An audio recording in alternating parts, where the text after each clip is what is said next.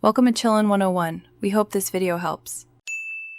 You start by signing in with your Apple ID. Make sure you use the account you want for purchases and updates.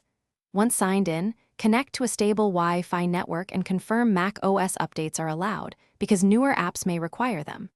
Now open the App Store from the dock or applications. This is where browsing begins. You'll see featured, categories, and search. Use search for an app name to jump straight to results. This reduces scrolling and speeds the process. You should now refine your search. Type the exact app name or targeted keywords to get precise results. Once you pick an app, read the developer name, star ratings, recent reviews, version history, download size, and Mac OS compatibility. This tells you why an app will work well. If it's free, click Get. If paid, confirm the price and payment method. Also check an app purchase details so you're not surprised later. After tapping Get or the price, authenticate with Touch ID or your Apple ID password.